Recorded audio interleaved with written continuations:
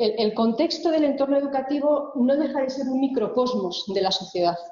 Es como una especie de traslación de todas las situaciones, problemas, la diversidad social. No se puede decir que las aulas escolares son ese reflejo a pequeña escala de la sociedad. Por tanto, se van a dar, a su vez, esas situaciones en las que la religión, el ejercicio de la libertad religiosa, pues se manifiestan.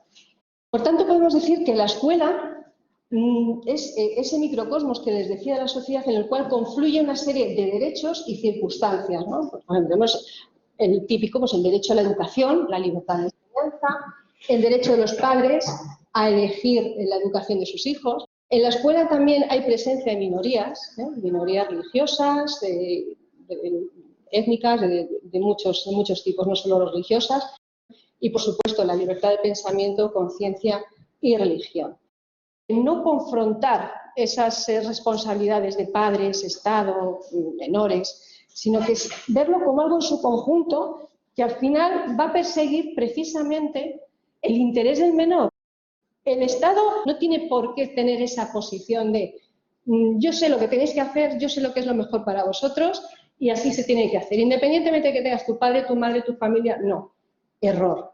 Esa no es la función del Estado. La función del Estado, de los poderes públicos, es de velar, de proteger por los derechos cuando el principal responsable de esos menores, por cualquier circunstancia, no puede ocuparse de ellos de una manera, no como a mí me gustaría, sino de una manera que les deje en desamparo.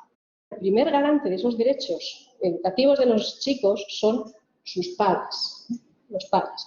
Y a veces parece que cuando escuchamos ciertas noticias o vemos las reformas educativas, por ejemplo la LOMLOE, leemos el preámbulo, parece que estábamos deseando que viniera papá Estado para que nos dijera cómo tenemos que educar a nuestros hijos. Eso es uno de los grandes problemas que hay también, que yo voy a decir lo que tienes que hacer lo mejor para ti, pero sin consultarte y sin que des tu opinión y sin escucharte, ¿no? Porque nosotros sabemos lo mejor que se puede hacer con los hijos. El germen de todos estos conflictos precisamente es ese, en la falta de diálogo, de acuerdo y de consenso social, de la que adolece especialmente esta nueva ley educativa.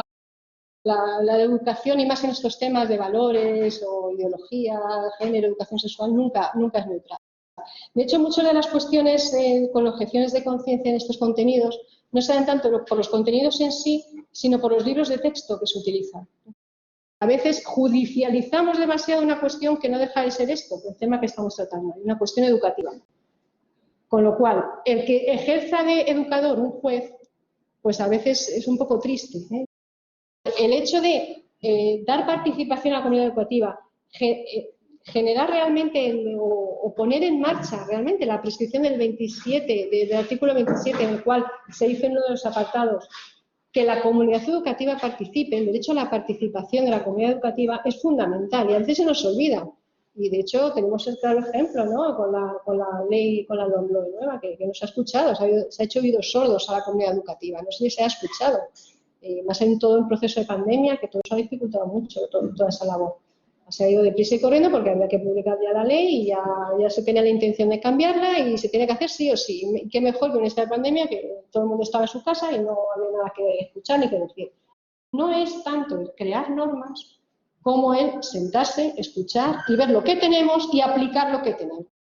En vez de crear normas, vamos a ver de qué manera podemos evitar el conflicto. Yo creo que es la base de todo esto, ¿no? De la educación.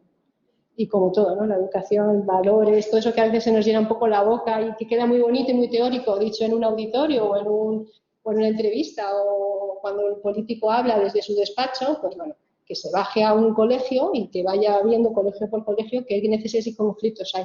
Porque a veces también nos inventamos conflictos donde no los hay. Hay que tener más apertura de miras y sobre todo bajar a la arena, ¿no? al terreno, trabajar sobre ello y para eso hay que escuchar. El centro educativo, aunque está abierto a esa pluralidad, los centros públicos, ¿no? Deben mantener una postura neutral. Volvemos a lo de la neutralidad. ¿En qué sentido? Porque no se tiene que identificar con unos postulados o ideología determinada. Los padres son los principales responsables y no porque ejerzan el derecho de los menores. ¿Qué derecho tienen los padres? El que establece el 27.3, porque es un derecho independiente del que tienen el hijo. ¿De acuerdo? Luego, tienen el derecho y el deber natural y legal.